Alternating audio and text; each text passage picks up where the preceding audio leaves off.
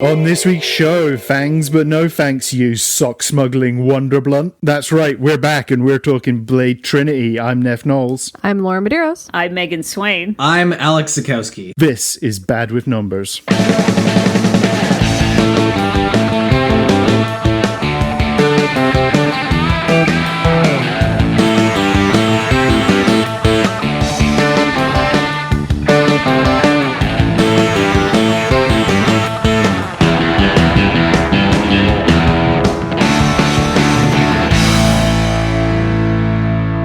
So yeah, we're back, and how's 2021 shaping up for you guys? It's okay. You know what? It's no 2020 so far, and I'm fine with that answer. Yeah, I mean, it's not like anything major has happened in the world or anything, you know? It's not like there's been an insurrection or anything. No, it's totally fine. So usually I start off my year by going to Washington, and I'm very glad that this year wasn't the one that I went to, but last year I was chased out by World War III. Oh, that's right. I forgot we nearly had a war with Iran at this time last year. Yeah, so that we were literally like fleeing the US. We cut our trip down early because everybody kept freaking out. And on that same trip, I watched some girl get bottled from like the third floor of a apartment, and like a beer bottle just like flew down and hit her in front of a CVS. Holy shit. Yeah, that was an insane trip. So I'm glad. This has been great January so far. Why'd you go to Washington every January? Are you just like hoping there might be an inauguration? No, Music and Gaming Fest. Oh, okay. And they have that in Washington? Yeah, it's like right on the cusp of like the Washington, Maine area, like in that little general. Cool. We have a very special guest. He's an actor, he's a writer, perhaps most notably he's a musician with over 6 million plays on Spotify. Please welcome to the show Mr. Alex Zaichkowski, aka Havelin. Hi. That's it, man. How you doing? I'm doing all right. It's I think everybody's off to a great start with 2021. I mean, it's one of those things where everybody just thinks the world is suddenly going to change because one day turned into another day, and that's just not the case. Yeah, I mean, I was really sat there at midnight on January 1st hoping that all this shit was going to go away, but surprise, it fucking didn't. Nope. But man, Blade Trinity, this was you kind of jumped on this one when we pitched this to you, didn't you? This movie is just one of those movies that was constantly on the TV when I was a kid. It's there every time you turn on AMC, one of like 8 different movies is going to play. It's like Con Air, or it's Blade Trinity, or it's Gladiator, and it always pops up at like certain scenes. So for the longest time, I never saw the first half of this movie. I only saw it from like the halfway point on, and it's a much better movie if you don't watch the first half. Yeah, I was going to say, debatable that you were really missing much in that first half. Holy shit. Yeah. So yeah, that's right. On this week's show, we are talking about Blade Trinity from 2004, directed by David S. Goyer, who he wrote those Nolan Batman movies, Kind of feel like there's a big gulf in quality between this movie and those movies. But didn't he also write on Batman versus Superman, though? I believe he had a hand in that shit show, yeah. So, I don't know. Are you guys all familiar with this franchise then? I'm very familiar with the first movie, not so much with the sequels or the TV show. Oh, that's right, the TV show. I checked out a couple episodes of that on our... There was a TV show? Yeah, it's on our beloved Tubi at the moment. I feel as though every time we do a sequel, there's a TV show that I've never heard about. Yeah, there's always some shit TV show. Yeah, it was a Spike TV original, which I guess tells you everything you need to know about that. Wow. Quality. Yep. I watched all of these today in succession, so like 8 hours or something ridiculous, 6 I think it is. And I was halfway through Blade 2 when I realized I have never seen it before, because none of it, like it's either I've watched it and have completely erased it from my memory, or I just ignored it completely. I mean, I gotta admit, I did something similar. I watched all 3 of these kind of in pretty quick succession, and Blade 2 was the one that I definitely remembered the least. And I know I definitely definitely saw it in theaters. I saw all three of these in theaters, and that is the one where I was just like, I remember none of this. I'm aware that I've seen 2, but the only thing I remember about it is that there's one character, she has like a giant like metal neck covering, and I remember thinking, well, that's a good idea. Yeah, sure. That's the only thing I remember from that movie. I was like, wow, that's the most practical thing I've seen in these movies, probably.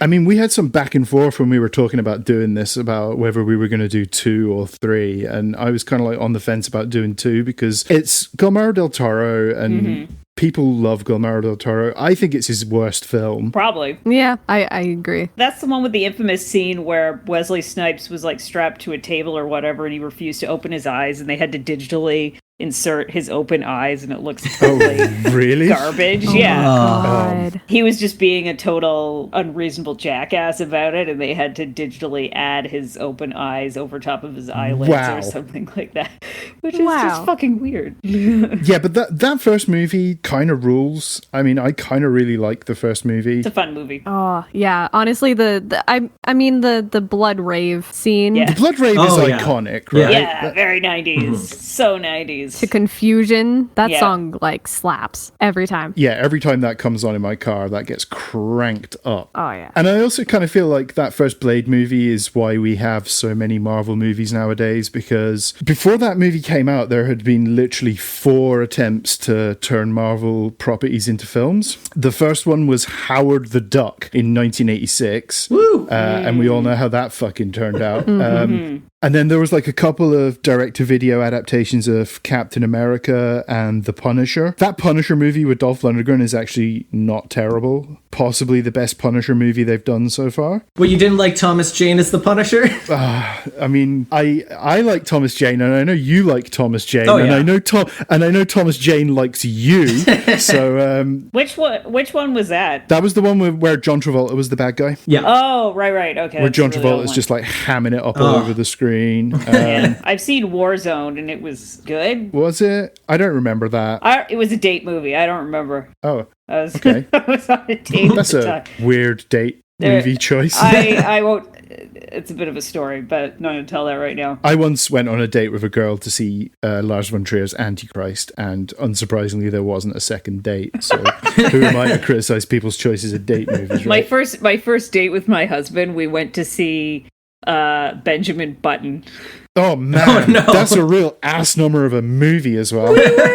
We were way too exhausted by the end because we had already spent like a bunch of time together before the movie, and by the end of the movie, we're both totally exhausted. We were really attracted to each other, but we're like, yeah, I think we should just go home.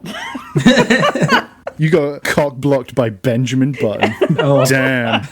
And then the other movie that they tried to do before Blade was the Fantastic Four, the Roger Corman version. Oh yeah, Which was made purely so that they could retain the license to that property and never got released officially. I mean, you can find it online. It's kind of hilarious. I feel as though Fantastic Four just can't catch a break. Just every time. They don't seem to know how to nail that property, really. It shouldn't be that hard. basically lost in space with superhero powers. Yeah. So then this Blade movie came out in like 98, and it was a huge hit. It was like a massive box office hit. It really took everybody by surprise. And obviously then it just kind of started the ball rolling. They decided to do an X-Men movie a couple of years later, and then from there on out, it's just been Marvel.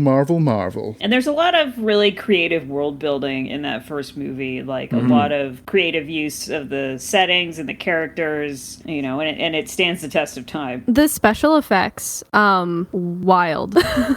Just with like the lumpy, at some point, what was it? Like if you inject garlic into vampires, their head will get all lumpy and then explode for some reason. I love that shit. Yeah. And then there's also Pearl. Who's a very Pearl. like Jabba the Hutt type, you know. Mama June from Honey Boo Boo. Oh my god.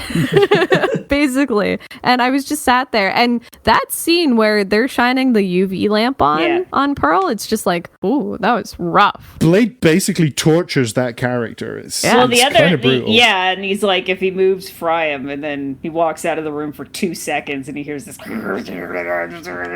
He walks back in, and the woman's like, yeah, he moved. Yeah. Yeah, that first Blade movie kind of fucks.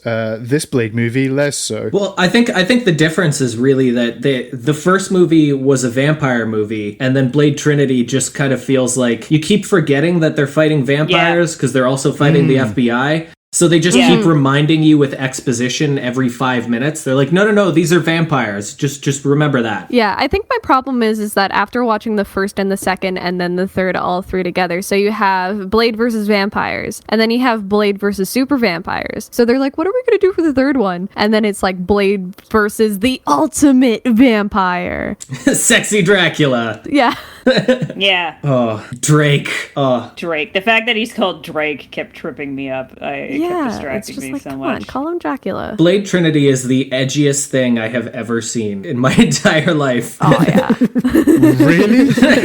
It might, maybe not the edgiest, but they try very, very hard. Oh, I mean, sure, they're trying, failing miserably, but all right, a little bit of historical context on when this film came out. So it came out 8th of December 2004, which was a Wednesday. So I guess they really wanted to get those fucking blade heads in the theater before the weekend.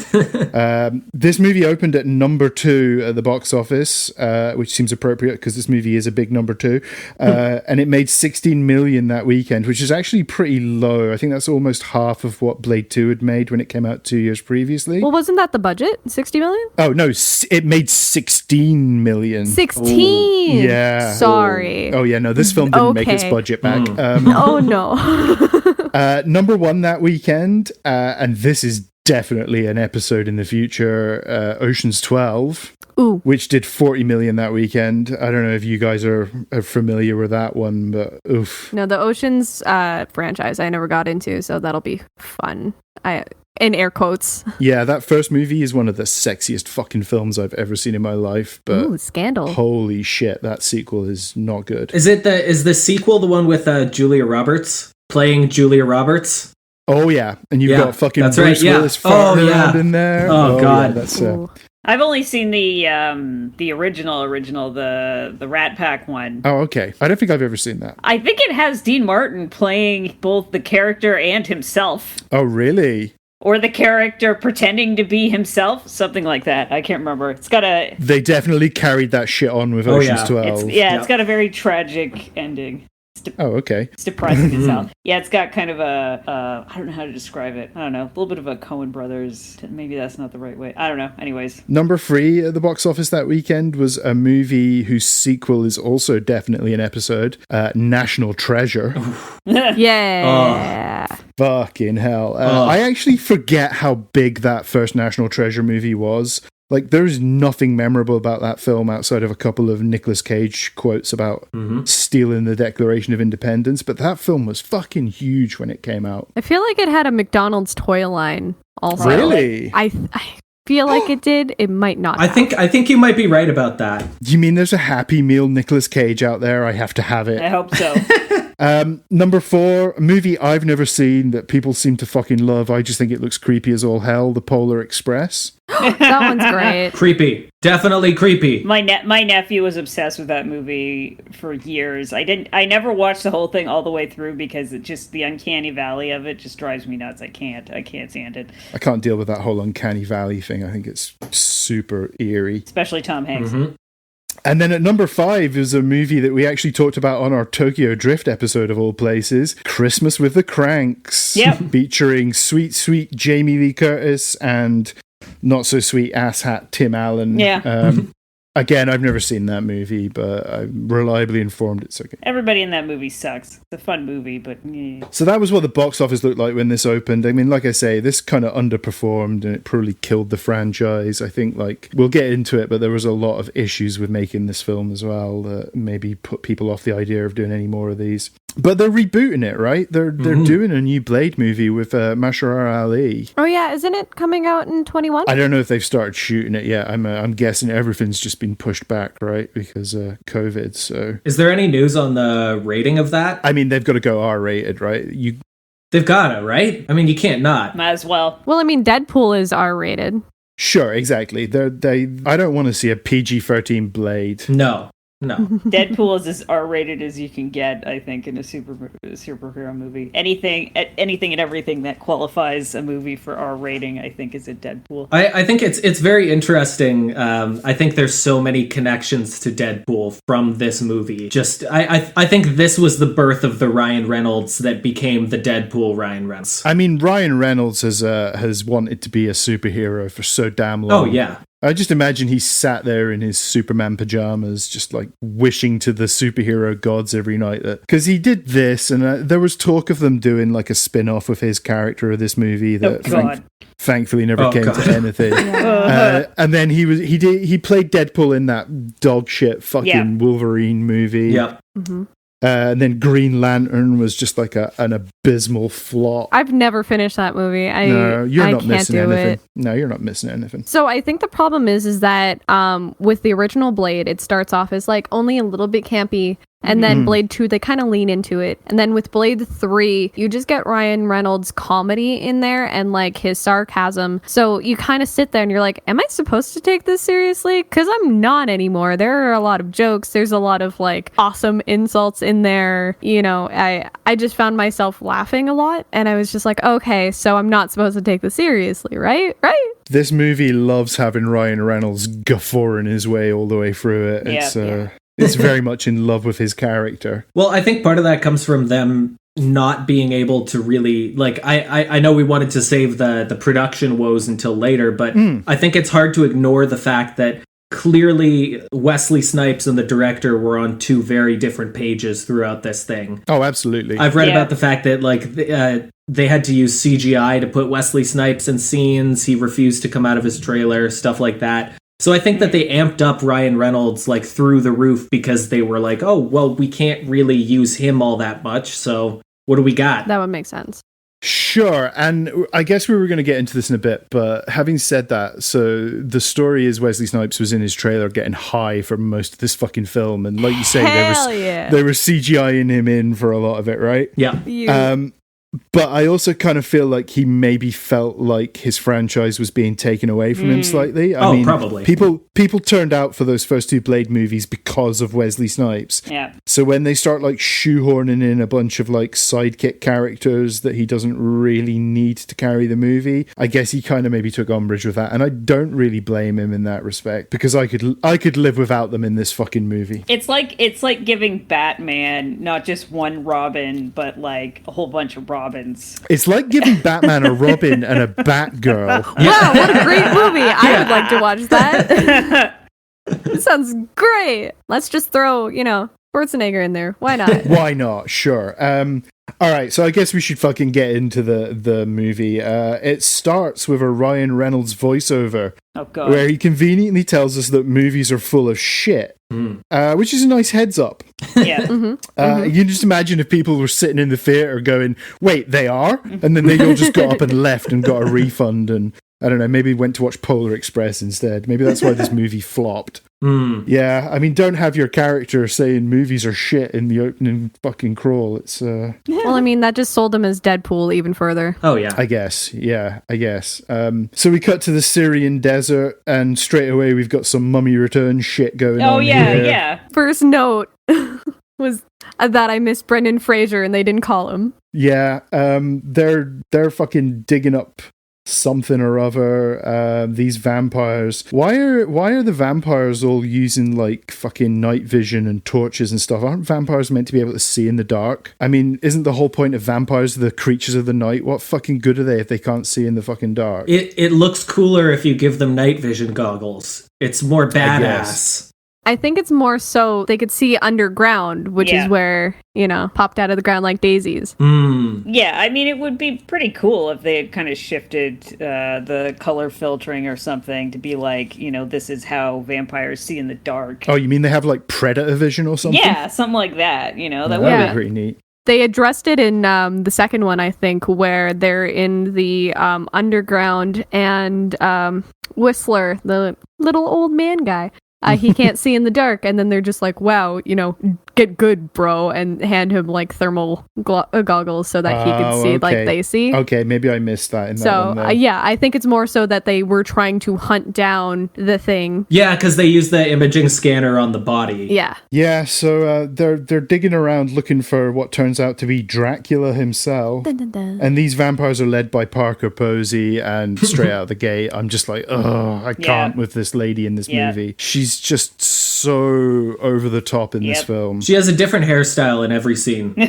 But they're all ridiculous. All of them, yeah. And I mean, I like her in some stuff. I like her in Dazed and Confused, but in this, she's just too much. She's really just chewing the scenery in this one. Oh, yeah. And her henchman is Triple H from the wrestling show. Oh, yeah. Yes, I didn't remember that until halfway through where he does a wrestling move, and I was just like, oh! Yeah. Yeah. He has all the screen charisma of somebody waving a pork chop around on a stick. I don't know. I love movies who have wrestlers in the desert for some reason. Yeah, we noticed. We certainly haven't covered one of those in the past. No, it's my type. Yeah, I don't know. Apparently, like, the producers were so enamored with Triple H that they gave him more lines. I mean, like, too bad that none of them were, like, memorable, because I don't remember him saying anything particularly worthwhile in this. There were a lot of dick jokes, if I recall. Oh, this movie is really obsessed with dicks, right? Yep. She addresses it at some point when Ryan Reynolds just kept making a bunch of dick jokes. She's like, okay, can we stop? Yeah, it's making her jealous or something, right? Yeah, penis envy. And then we cut to Blade, and he's blowing up a building, like the first of many buildings to get blown up in this film. Why is he blowing it up? Is it ever explained why he's blowing it up? I mean, there was some blood on a table, I guess. These guys are vampires, but no, it doesn't really bother telling us anything. Yeah. That guy who like flew out of the building but was on fire, that's just such a mood. Like, that's how I felt leaving 2020. So he's still on fire. So good. I don't know. Oh, yeah. I don't know. He's chasing down some vampires with the help of Chris Christopherson. Yep. Who I am pretty sure has died in every single one of these fucking films, and yet he just seems to turning up for the set every time they make a new one, so they have to just like shoehorn him in. So I was enamored by this, actually. I was trying to figure this out because in my memory, he commits suicide because he's bitten in this movie, but that's the first one. So I was blending the two together in my head. So apparently he dies in the first one because he gets bit and shoots himself in the head, but then you find out in the second one that he shot himself in the head after he was already turning into a vampire. So he just shot himself in the head and then got up and walked away and fucked off to Europe. And then Blade finds him in Prague, cures him. I don't think he dies in the second one. Okay. But in the third one, he gets shot to shit and blown up. So yeah, and then he still manages. I mean, all right, he turns up later on in the movie, but it's not really him. But still, I just kind of feel like Chris Christopherson was just hanging around this movie like a bad smell. I mean, why is this movie so fucking yellow? Notice this? It did have a warm hue to it. It looked like it was shot through a jar of piss, is what it looks like. My only theory on that might be that because the first one had a more blue color palette, the second one deliberately changed it to a more red one. Maybe they were going for yellow to mix it up again, but the primary colors, I didn't love look good. It's like the Three Colors trilogy of Blade movies.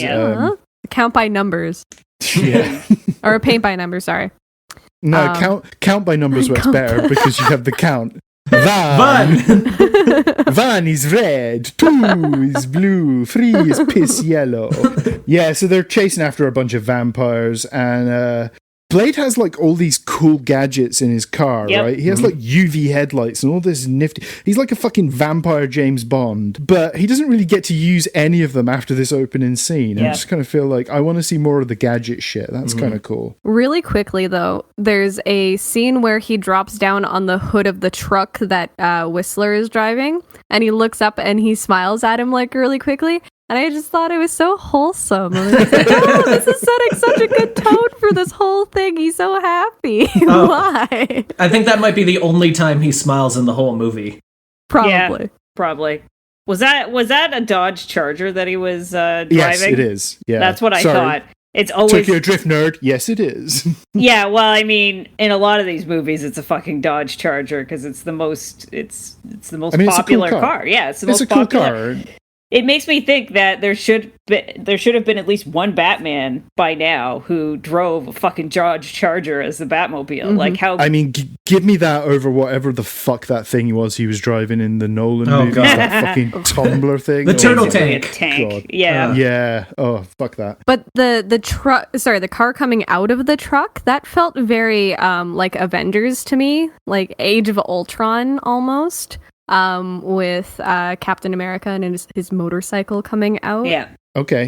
But it just kind of feels like Marvel kept its roots and kind of stole from that a little bit for later. But also the car crash where the guy flips over. So you're telling me that like everyday human was able to get out of that, but Han from Tokyo Drift couldn't get out of that? Hashtag justice for Han. He could have lived, and that's ridiculous, but whatever. I like that the headlights on his car are like UV lamps. Yeah, exactly. There's like cool little gadgets like that. That's kind of what I want from my Blade movie. I want to see him having all these cool toys. Yeah, more of that stuff would have made it more interesting. What you didn't think the random electric bow thing was cool? Oh, that was sick. Oh, my. What was that? It only gets used once. Once. Jessica Biel has basically a lightsaber in this movie, and it is dumb as a bag of hammers. Like, one of my notes was, I don't understand her weapons. When she was showing them off, I'm like, what the fuck is that even? Like, I don't get it. there's a lot about her I don't understand in this movie. So anyway, it turns out this is all a setup to get Blade arrested, because I guess Parker Posey's vampire gang aren't smart enough to just like kill him themselves. They trick a black guy into shooting somebody in front of witnesses. And then they're like, he's got a gun. And I'm like, oh, he is so fucked right now. Yeah, pretty much. Oh my God. Yeah, the beginning of smear campaigns. God. Yeah, exactly. And I feel like that was an interesting twist that maybe should have gone on longer in the film, like that whole public smear campaign, but it didn't last very long in the film, did it? If you're going to run a public smear campaign, you would want to see how the everyday person reacts to the news that, oh, Blade's hunting people now, but they never show that. And the vampires have already infiltrated the FBI, so couldn't they just get them to go after him without him killing a person? It's very poorly thought out. Much like most of this movie, Blade heads back to his lair, which is like this entirely conspicuous waterfront property. It's like a huge giant fucking warehouse. Yeah, I mean, and wait, is that Parker Posey's plan? Is that why she wants to get rid of Blade? Because she wants that land so she can turn it into fucking condos down by the waterfront or something? I think this is Vancouver, right? I got a feeling that a lot of this was shot in Vancouver. I could see that. It kind of weirdly gave me like a rundown fisherman hut in like Louisiana. It really reminded me of Resident Evil 7. Oh, okay, yeah. Their house, especially with the Whistler coming out, looking all, rednecky as he does. They joke about it a lot in Blade 2 about how he's very like hillbilly-esque. So, I don't know, I got those kind of vibes. Oh, one of the FBI guys is played by the guy who plays Dexter's dad. Oh, yeah, it's James Remar. It's James Remar, Harry Morgan himself. The whole time I was like, oh, I wish there could have been a Dexter Blade crossover. I mean, I'm surprised that Dexter got so fucking stupid towards the end. I'm surprised they didn't just start throwing vampires in the mix. Why there. not? Yeah, they're rebooting that show soon. And I'll remind you that the books had a Sumerian god, a guy that dismembers people while they're still alive, cannibals, and a person that makes art out of dead bodies. Oh, so the show kind of reined it in then compared to the books, I guess. Yeah. The books are weird. Yeah, so Parker Posey has Dracula locked up in this vault where he's like eating virgins, I guess. I don't know. They're just throwing him ladies. Yeah, pretty much. He's just got like a pile of dead young ladies in there. He's going through them like potato chips. It's just a whole pile. Dracula himself turns into Lincoln Burrows from Prison Break, Dominic Purcell. Yeah. Ugh, this guy, I guess this guy's like the fucking Dollarama Vin Diesel, maybe. I mean, he sucks. He's terrible in this film. And... He reminds me of Rocky from Rocky Horror a little bit. Oh, yeah. He's kind of like, he's got that kind of motion to him. And then for some reason, we cut to this fucking TV show hosted by Eric Bogosian. And he's basically doing the same TV show that Venkman's doing in Ghostbusters 2. I was thinking the exact same thing, that there could be a crossover. Yeah, exactly. Except they're talking about vampires vampires instead of psychic shit, I guess. They're all just like shit-talking Blade on this show and laughing at how fucking dumb this movie is. But then we never see anything from Eric Bogosian's character again. I just feel like it's such a weird cameo to have. He never eats his words. And we also, at this point, we meet fucking Jessica Biel with her aforementioned fucking lightsaber bow. And just because this movie seems to intent on tying itself into films we've already covered, she's dressed like the fucking pigeon lady from Home Alone 2. Yeah, She She is. And she has a baby for some reason, but like that thing got yeeted. And it was great. The vampires kept referring to it as a combo meal. Oh my god. She basically lures this fucking gang of vampire Sum 41 fans down onto like a subway platform. Yeah. And murders them, even though they were kind of just minding their own business.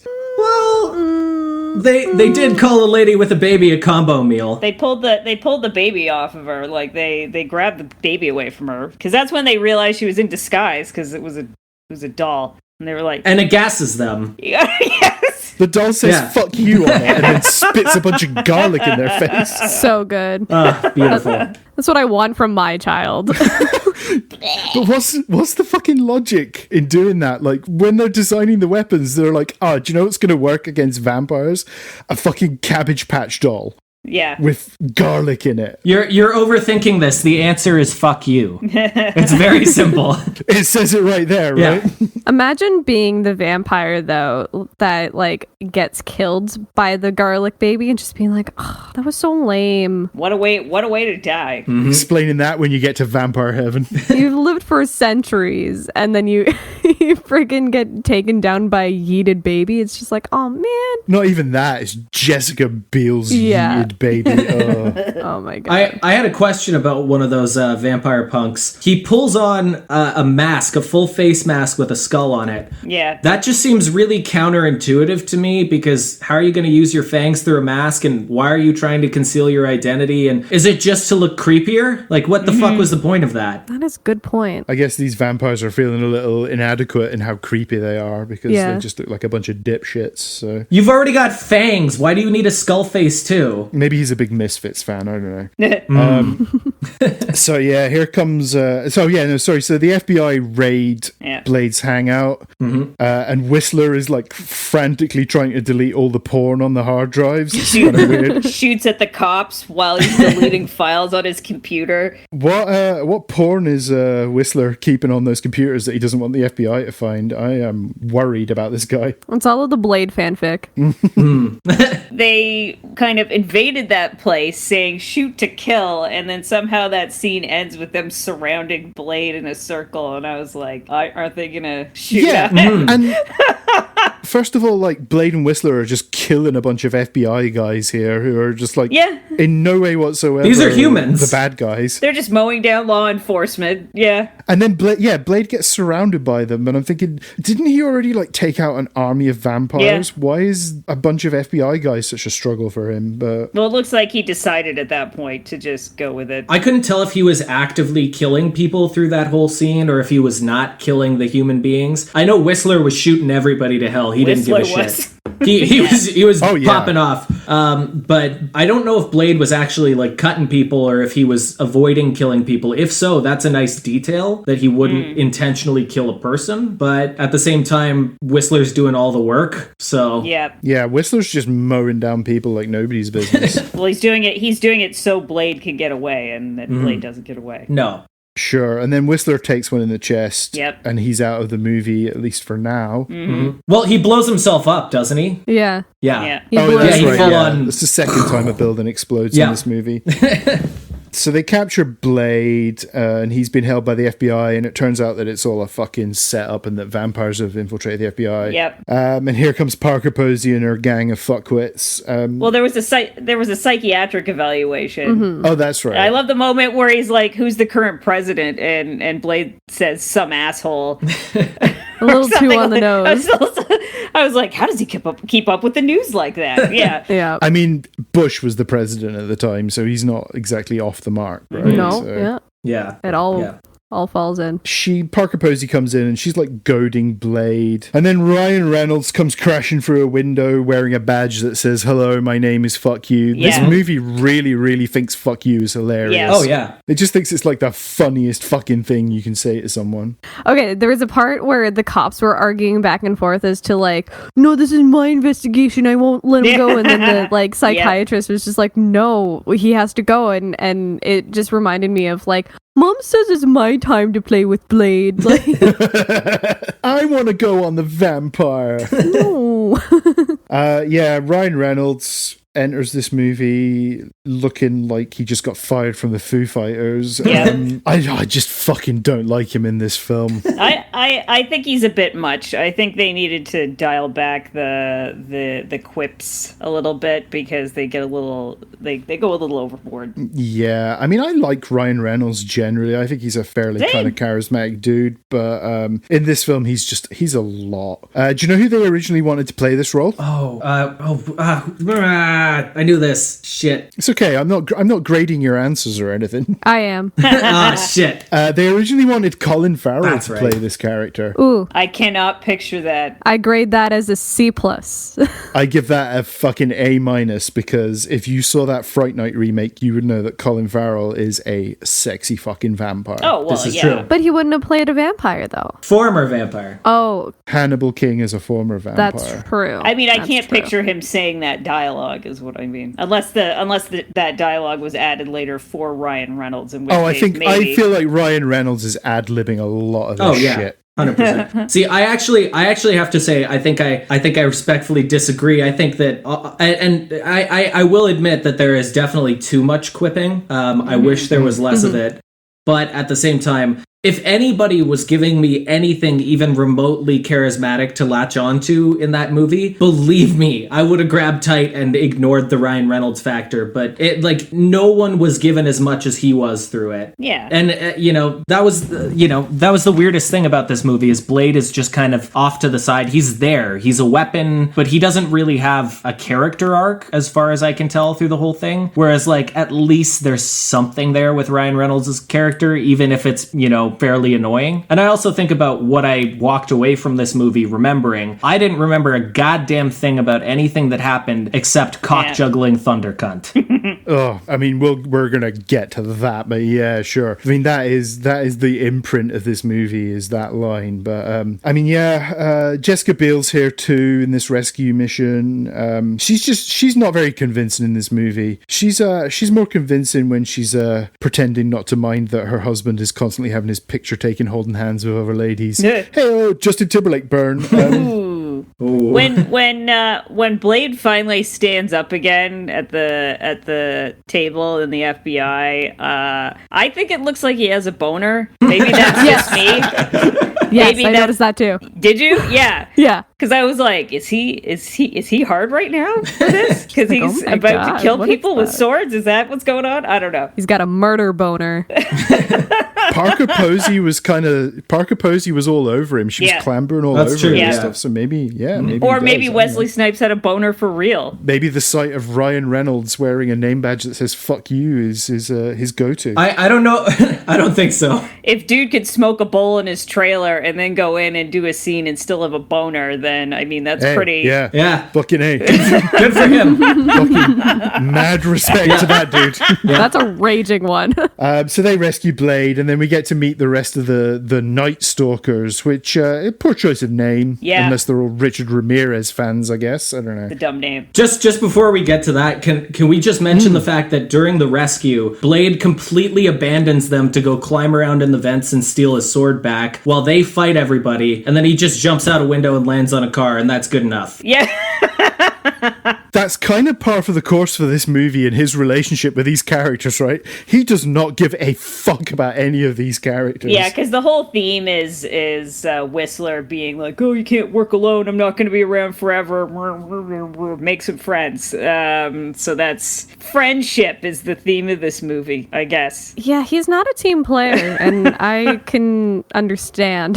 I mean, he actively hates these Night Stalker characters. I don't blame him. Yeah, exactly. My favorite thing about this movie is probably the fact that every time Ryan Reynolds is dropping quips all over the place is that Wesley Snipes just does not react to them in the slightest. He's ghosting every single joke that guy makes, and I'm kind of thinking, like, I'm with you on that one, Wesley. I could do without this shit. Well, supposedly there was a little tension between them, so, you know, that makes a lot of sense. I mean, like I say, I don't blame him, because they're obviously trying to fucking create a spin-off property for Hannibal King here. Thank fuck it never happened. But yeah, so we get to meet the rest of the Night Stalkers. They include a blind Natasha Lyonne, who Love is her. given she's given nothing to do in this movie for her, right? I mean, she's great in a lot of stuff, but not here. And also Patton Oswalt is here for some reason. Completely wasted. Yep, he gets like a handful of lines in the entire movie. Yeah, I mean, he's shit-talked the production of this movie in interviews quite a lot, saying about how Wesley Snipes was grumpy and aloof. And like I say, I don't really blame Wesley Snipes for feeling that way. I don't know, Wesley Snipes can be really good when he's actually like fucking engaged in the movie, right? Like, even when he's not engaged, I mean, he's still Blade. You look at him and you're like, this man can embody this character. Absolutely. I mean, he's like a really good martial artist. I mean, I love him in Demolition Man. I think fucking Demolition Man's one of his best performances. Oh, so good. And I watched White Men Can't Jump over the summer as well. And again, he's just oozing charisma in that film. He's so good. Yeah. I mean, like, I really love the scene where Dracula goes out shopping. It's like something out of a hip-hop music video. It's beautiful. He goes into the vampire store. No, we get this montage of him walking around the city. Yeah. And it's in slow motion. I like so much in this movie. And yeah, he goes into fucking vampire Hot Topic, basically. Yeah. I was saying that, like, Hot Topic making its big debut in Blade 3. Like, how fitting. I love it. He sees, like, all this vampire merch that they're selling, and he should be like, my lawyer is on the phone, I want a cut of all this. But instead he just kills these two goth dipshits that are fucking working in the store. Eating Count Chocula. Yeah. The Count Chocula was a bit much. I was like, really? Imagine if he'd just gone in there and actually just bought a Dracula lunchbox. I mean, if I went into a store and there was a lunchbox with me on it, I would buy that shit right away. I'd be like, oh wow, this is cool. Buys the lunchbox, fills it with Count Chocula. There was a doll line. It was called Monster High. Yes. And there were Draculaura dolls. Oh. I have so many of them because it has the name, and I loved like vampires when I was younger. So it was just like, oh my god, Draculauras. I have like a full shelf of just all of the different variants, and it's so much. There was a Bratz doll named Megan, and I had a few of those for a while. Oh. People kept giving them to me. I feel like I never had any Neth dolls. I feel like I've been deprived. Maybe it's my fault for having a stupid name.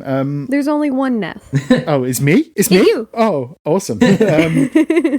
So we spend like the next 20 minutes or so hanging around in Exposition Town with Ryan Reynolds and his merry band of Night Stalkers until they go and taunt down that psychologist that was like taunting Blade earlier in the FBI building. Yep. Whoops, it turns out he's dead and Dracula has shapeshifted into his body. Yep. That was a really cool scene, actually, when he dodged. Yeah. And he was still like the doctor, and then when he comes back up, he like changed back into his face. That was sick. Yeah, that's kind of cool. But then, what does Dracula do after that? You know, we're expecting this huge showdown. What does he do? He yoinks a baby on his way out. Well, before he even does that, no, he fucking runs away. He just runs away, and then we have this fucking foot chase, which I guess really wants to be Point Break, but Dracula doesn't throw a dog at Blade, so that fucking sucks. And then, he steals a baby. Yeah. Like, what is with these babies? Just first of all. Oh, yeah, and he, like, dangles it over the top of a building or something. Yeah, and then he eats that baby. Like, what? Baby's getting thrown left, right, and center. Seriously. This woman's screaming, he took my baby! Like, she's Meryl Streep in that Dingo movie. And I'm kind of just willing Dracula to drop this baby off the fucking building. Because I just want him to have some kind of menace, right? I just want him to do something villainous in this film. He's not doing anything, like, bad so far. He ate all those ladies. I mean, but sure, and I guess he killed the Hot Topic guys, but... just drop the fucking baby, man. The movie's rated R. You can drop a baby in an R-rated movie. Make yourself a fucking credible threat, but he doesn't. Was this before or after Michael Jackson held the baby over the balcony? Oh, you think this is a reference? You think this is a reference to him dangling I'm that trying baby? desperately to remember what year that was, and I feel like it was the early 2000s. It may have been. Probably. Maybe it was. Holy shit.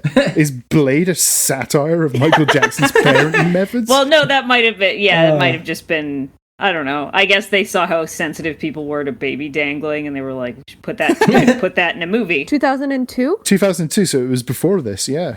Damn. Also, to be fair, like, if you're trying to establish your villain, I mean, maybe dropping a baby off a building isn't the most intimidating thing you can do. Like, yeah, it's evil, but does it show that he's really a threat or that he's a dick? I mean, it shows he's a threat to babies. Yeah.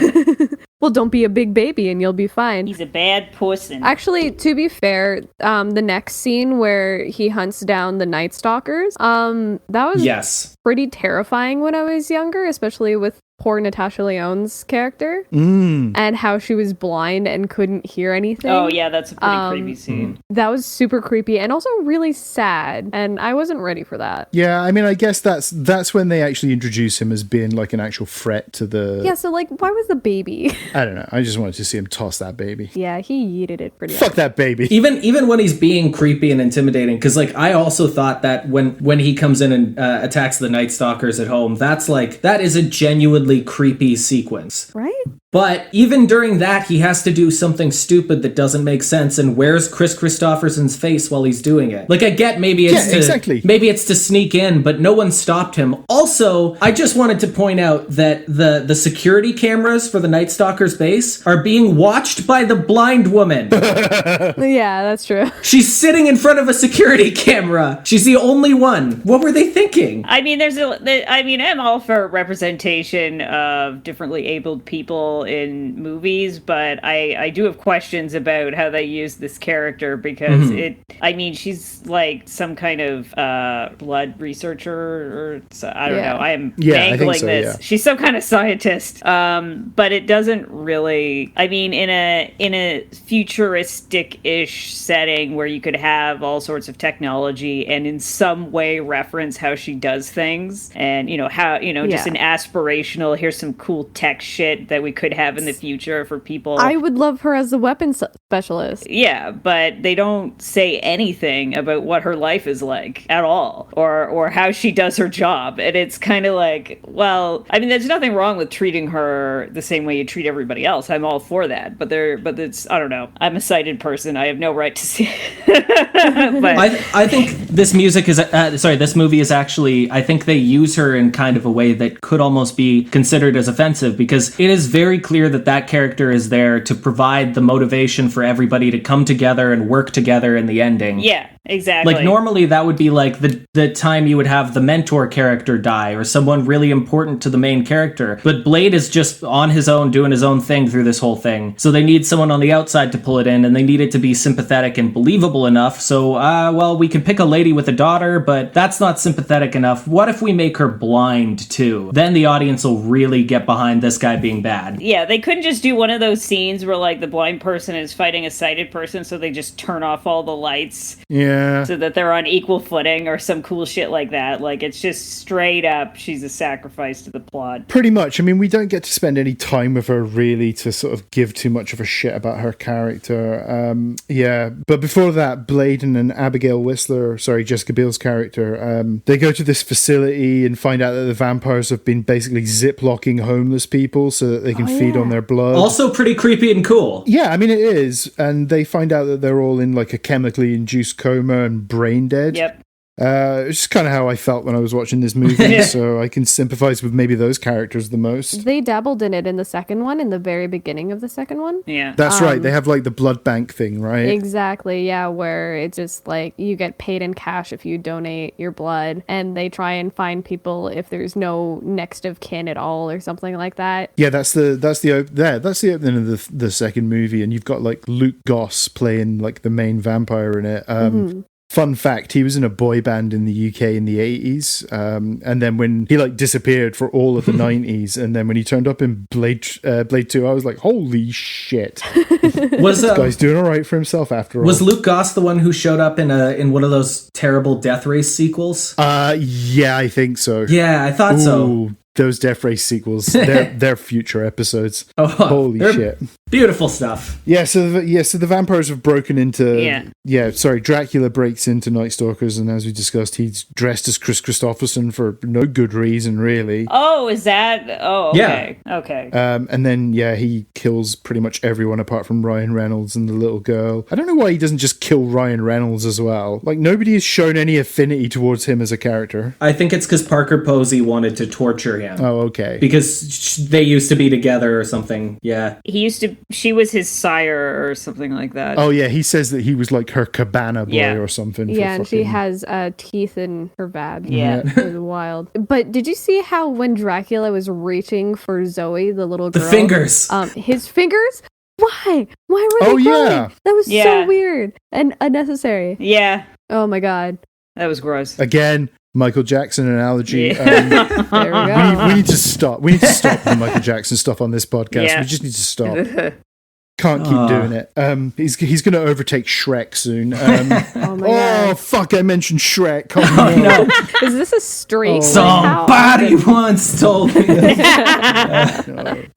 We forgot to introduce, because the Pomeranian's already been introduced by this point. Oh, right? yeah. That's right. Vampire dogs. It's right now. They've got Ryan Reynolds tied up without a chest, shirtless.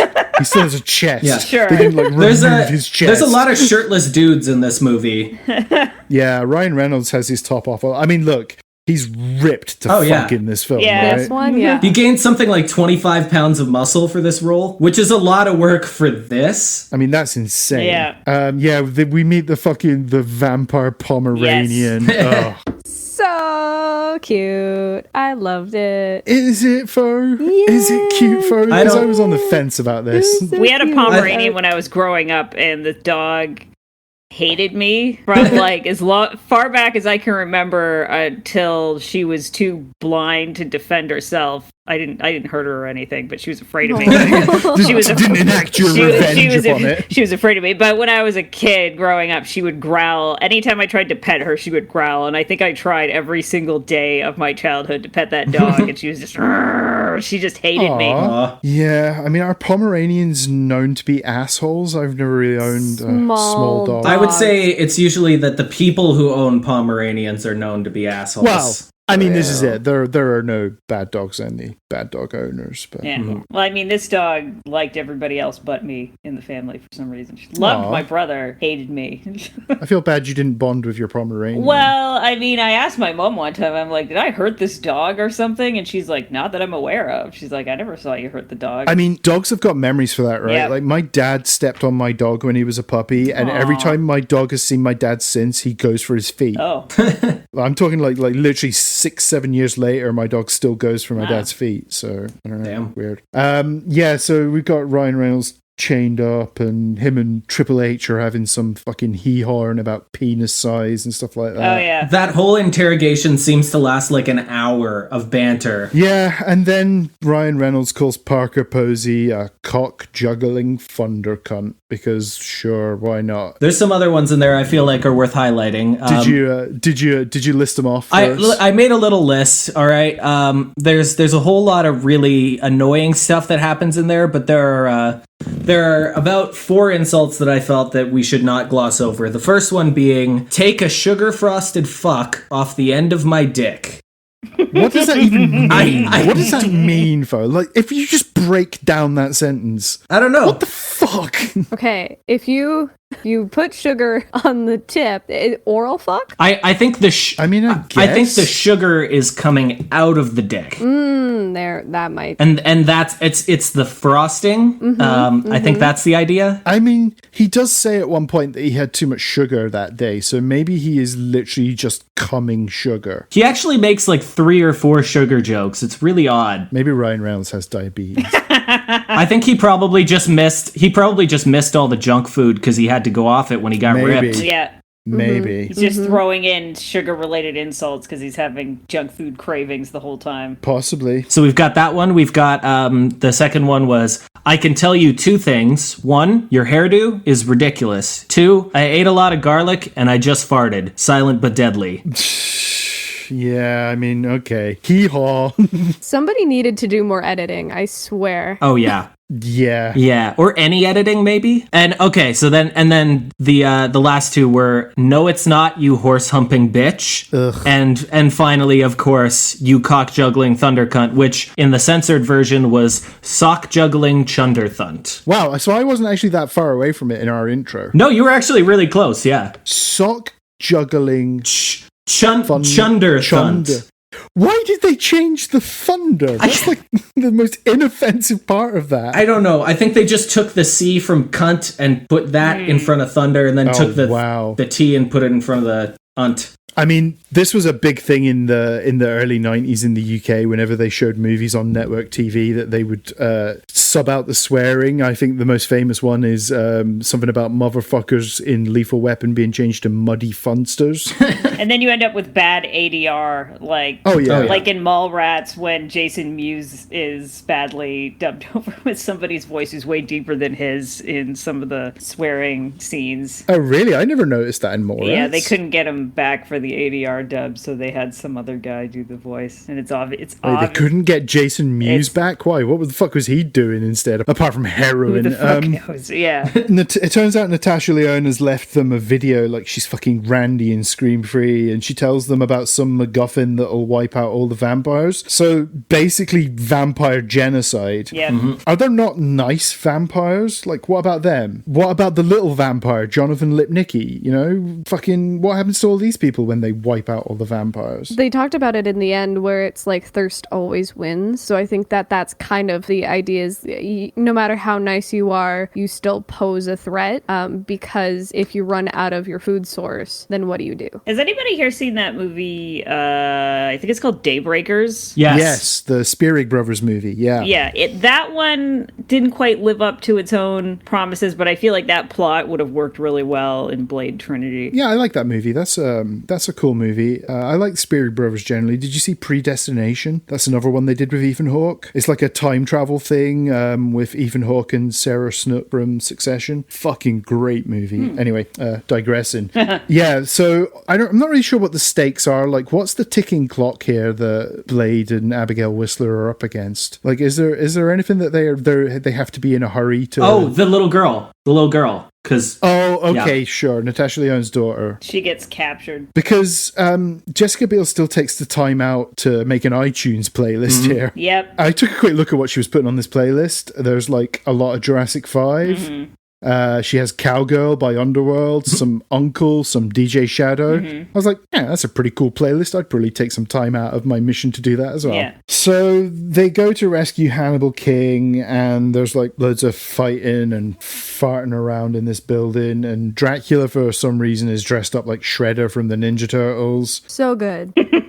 And then he still winds up shirtless after, I think. Yep. Yeah, pretty much. The costume budget for this movie must have been very tight because nobody has got a top on in this film. Yep. And then Ryan Reynolds manages to kill 3 dogs at once, which... No. I mean, the sound effect was kind of funny. It just, but... Yeah, these dogs go sliding off a fucking 8th floor window. Really quickly, though, when Ryan Reynolds and Pansy, or whatever... Parker Posey, that's it. When she was interrogating him and she kicks her heel into his wound, that was such a power move, and it was just like, ooh, damn, oh, yeah. I like that one. Well, and her threat that she makes to him is also pretty genuinely unsettling when she's like, I'm going to turn you into a vampire again, and then I'm going to make you eat this little girl. Oh, yeah. Oh, yeah, I forgot she said that. That's pretty... I don't know, I kind of feel like we didn't need Dracula in this movie. Just make Parker Posey the fucking villain. Yeah. Why not? Yep. Dracula's swinging a sword around while he's fighting Blade, and he's like just swinging it around like a big dumb lunk, but Blade somehow doesn't manage to kill him yet, despite the fact that he's fucking Blade. It's like his name is literally Blade. Swordplay is what he should be good at, right? Yeah. And then Reynolds kills AAA, and this is like the one point in the movie where Ryan Reynolds should be making some kind of shitty quip, and he says fucking nothing. And I don't know, I guess the movie just kind of ends, right? Like, fucking Blade kills Dracula and everybody's okay. They release, like, silver into the fucking air conditioner or something to poison them, and then... Yeah. No, they use the virus that was left behind by the blind lady that she got made, the Daystar virus or whatever. Yeah, it infects Dracula's DNA, and then that gets dispersed to the other vampires. Somehow makes them go all, ashy or... Because he's the OG vampire, and then it goes airborne, and then it weakens everyone. Yeah. And then they die by daylight. But I love how Jessica Biel, like, she shoots the arrow at him, and Dracula catches it, and he's just like, ha ha ha, you stupid bitch. And then she, like, shoots another one immediately after. Yeah. Like, you didn't think she was just gonna reload and try again? Are you yeah. joking, Dracula? Come on. Yeah, he's a fucking dumbass in this film. I don't know. And then like I say, the movie kind of ends. We get this final shot of Blade on a mortuary slab, and then oh my god, it turns out it's not actually Blade, it's actually Dracula, and Blade is still out there, and he tootles off on a motorcycle. While all the traffic around him is going really fast, I'm just thinking, is Blade on like the world's slowest motorcycle? He needs to pop a wheelie. He does pop a wheelie at the very end. He definitely does. He does. It's great. But I think there's something very weird that happens in the ending of this movie. It's the final fuck you that this movie gives you. Because throughout this whole thing, he's been pursued by the FBI and whatnot. For some reason, they feel the need at the very end for Drake to acknowledge that, oh, you fought me honorably and I'm going to give you a little gift. And he turns himself into Blade so that Blade can escape. Yep. But I mean, I don't really understand how that works, because in a week's time, he's going to turn into not Blade. They show them seeing that he's not Blade anymore. So they're just going to be looking for Blade again, right? Yeah, I mean... the whole thing's just going to start Well, over. that and Blade's going to go back to running around murdering vampires and accidentally murdering familiars. So it's not like that they won't find out that he's alive. They're going to find out. Well, and if it was about Blade escaping the building, I mean, I could maybe get that, but Ryan Reynolds and Jessica Biel find them lying there together, and then I guess they just fuck off and leave him there? What took them so long to get to him? It was daylight, but she was literally on the balcony above Blade. So where did she go? To hang out with Ryan Reynolds? I don't know. Yeah, he had like a whole plethora of shit jokes he wanted to tell her. It took a while to get downstairs, I guess. And then this movie actually has a post-credits sequence. This is like the first Marvel movie to do this.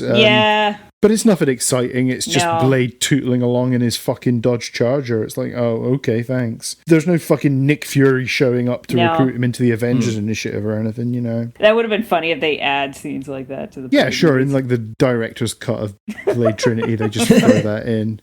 It's like George Lucas fucking with Star Wars, right? Yeah, exactly. They go eat shawarma after. Yeah. I think, honestly, this movie was the first time that they realized that they wanted to build it into that big cinematic universe. Because this was the first movie to have the Marvel logo at the beginning. Yep. And also the first one with the post-credit sequence. And I think that their aim with like introducing Hannibal King and Abigail Whistler and whatnot, I think their aim with that was, okay, well, if we're going to create spin-offs for this property, we might as well build this larger Marvel universe starting here. And I think it's a very interesting study, because this is what all the other streaming networks and superhero properties have tried to do. And we've seen all of them failing. We've seen the Justice League universe fail and whatnot, or still somehow keep crawling along. But those mistakes were made by Marvel in this movie, and then they learned from them real quick. Sure, and this was the same year that Raimi's Spider-Man 2 came out as well, so I guess it was kind of a mixed bag year for Marvel properties. I think the Fantastic Four was the year after as well, so I don't know. Because for a while there,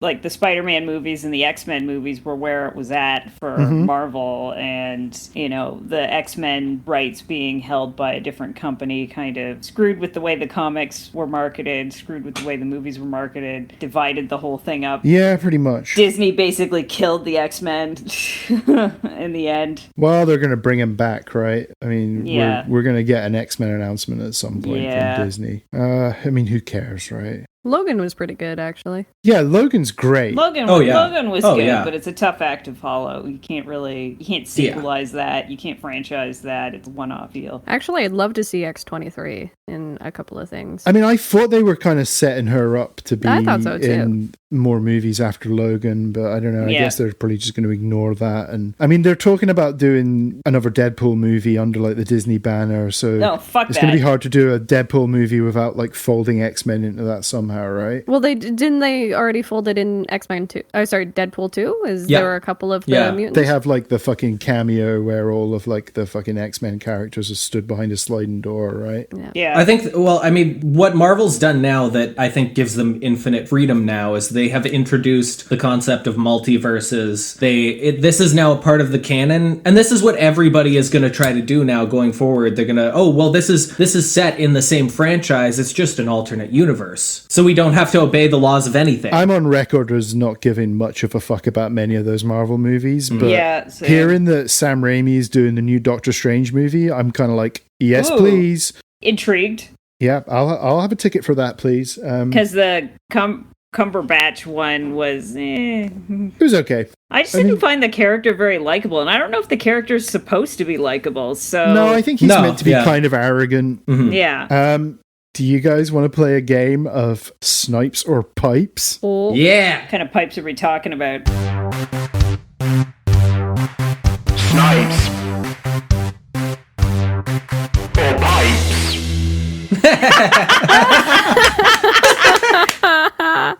Amazing. Okay, so this is a game called Snipes or Pipes. I'm going to ask each of you individually. I'm going to give you a name, and I want you to tell me if it is the name of a character that Wesley Snipes has played in a movie. Oh, God.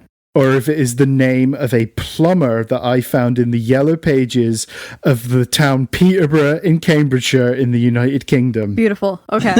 You guys ready? We're going to take it in turns. I'm going to give you a name, and I just want you to say Snipes or Pipes. Okay. Okay, Laura, you're up first. Sure. D.W. Ward. I'm going to say that's a Snipes. You are wrong. That is a plumber in Peterborough. What? Clever. I like that. Okay, Megan. Okay. Neil Shaw. I'm gonna say Pipes. You are wrong. That is the name of the character Wesley Snipes played in the 2000 movie The Art of War. Okay, Alex, are you ready? No. Okay, well, tough shit, because I'm asking you anyway. Let's go. Let's do it. Sidney Dean. Sidney Dean. Is it a Snipes or a Pipes? Oh, I'm going to go with the Snipes. You are correct. That is the character Wesley Snipes played in White Men Can't Jump. Okay, so that's 1 point to Alex, no points to Laura and Megan. Guys, fuck you're y'all. laying the side down. Listen. Don't let the guest win. Okay, Laura. Robert Sheehan. I want to say Pipes. And you'd be correct. He is a plumber in Peterborough. Fuck you, Alex. Isn't he also an actor too? Maybe, I don't know. Maybe he plums on the side. Okay, Megan. Mm-hmm. Mark Abraham. I don't know, Snipes. No, incorrect. He is a plumber in Peterborough, Cambridgeshire, England, United Kingdom. Okay, Alex, you ready? Mm-hmm. Pete Nessip. I'm going to go with Snipes. That is correct. This is the character Wesley Snipes played in the movie Drop Zone. What a wild last name. I love it.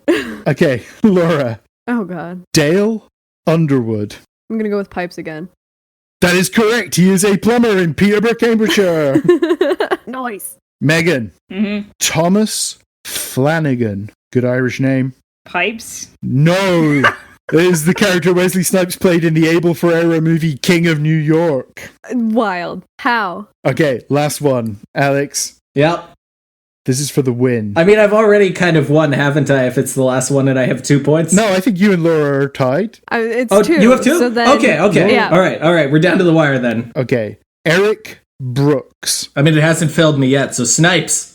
That is correct. Eric Yeah! Brooks is Blade's real name. Woo! So yeah, we just let the guest win, I guess. Yeah.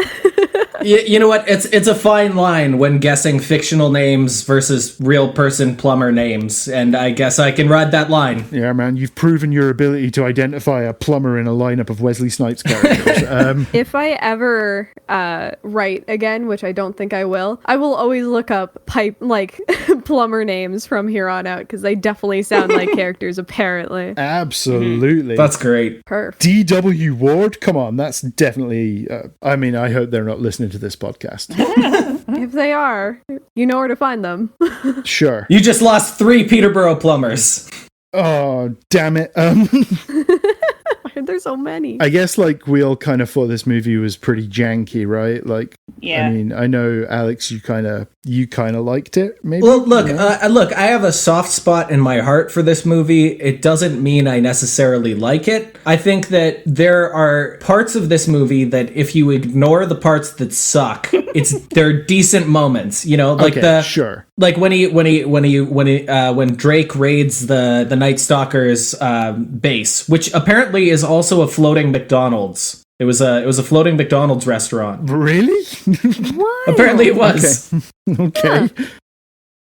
So that scene was great. A lot of the creepy stuff in the movie was all right. And then I think that last half is, it's, if you're watching it on TV in the middle of the day, I think that it is an enjoying thing that I would watch through, I've been entertained multiple times by the last half of this movie, but I will say that I have never been entertained by the first half. So yeah, it kind of drags in that first half of the film. It has a lot of sequences that are very generic action movie. I've joked before about falling asleep during action movies. I fall asleep during bad action movies, where the action just isn't interesting at all. It's not like with the John Wick movies with every single iteration. Although they were repeating some forms of action, they kept adding stuff, even if it was ridiculous, stuff that was just crazy out there.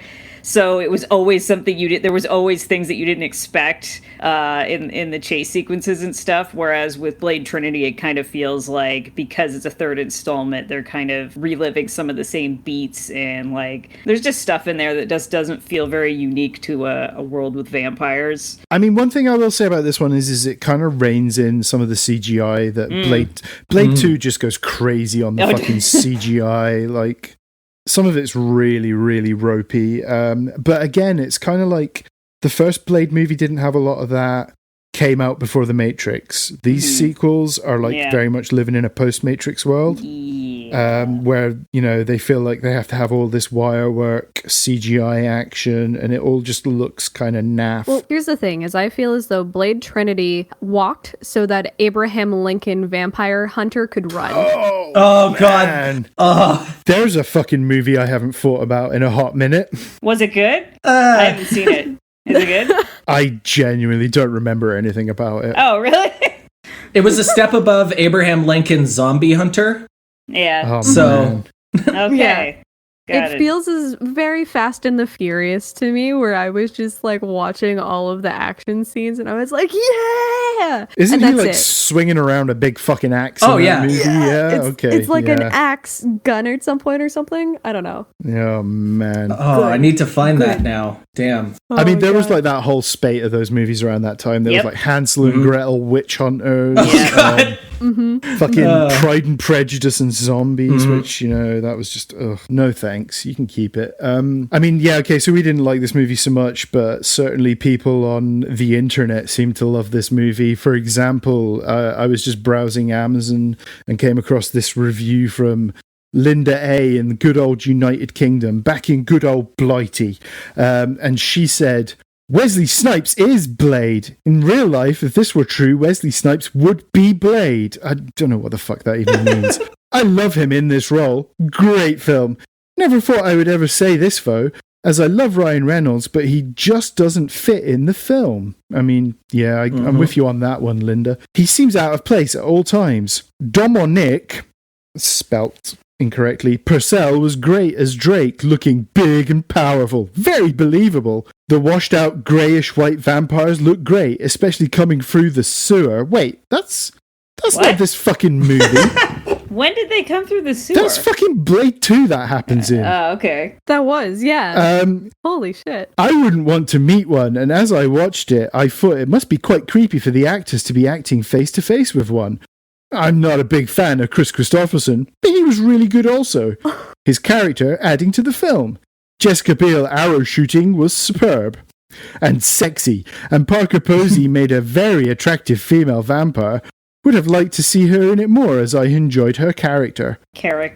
All in all, great film, as are all the Blade films. I also enjoyed the bonus content of how the film was made. Interesting to watch. I've knocked 1 star off because the Ryan Reynolds character did spoil it for me.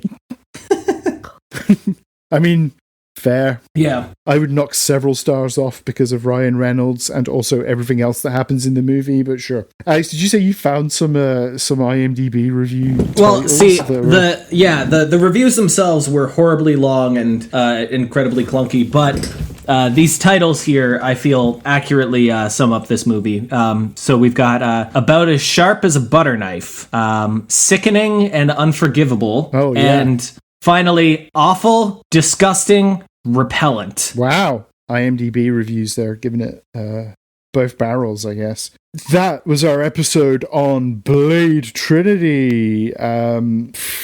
Megan, what are we doing next week? Now that this wagon is back in full motion, where are we heading? Well, you see, this one time at band camp, I was working with the cleaning staff, and I had this horrific boss that made me clean the same goddamn cabin bathrooms over and over and over again, and it was kind of a shitty summer because of that. But there was one weekend towards the end where my boyfriend at the time drove up on my day off and took me to the movies, and the movie that we saw was American Pie 2. Oh, that was wow. That was almost performance art.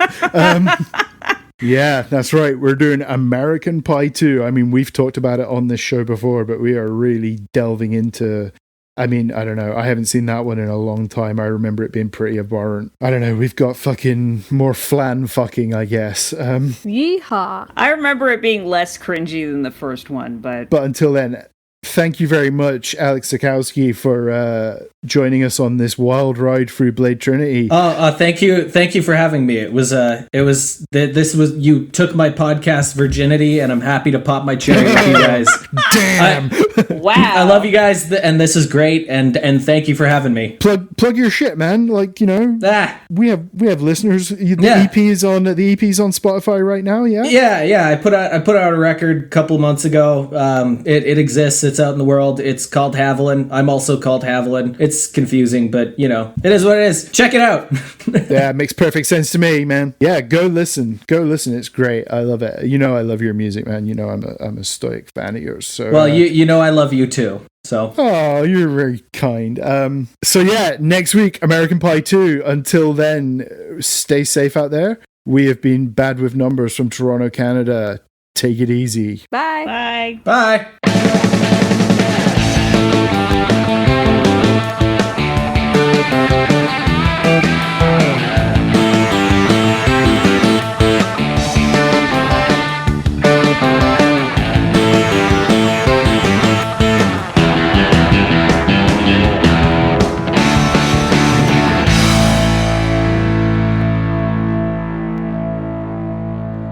Cock juggling thunder, thunder, thunder, thundercats.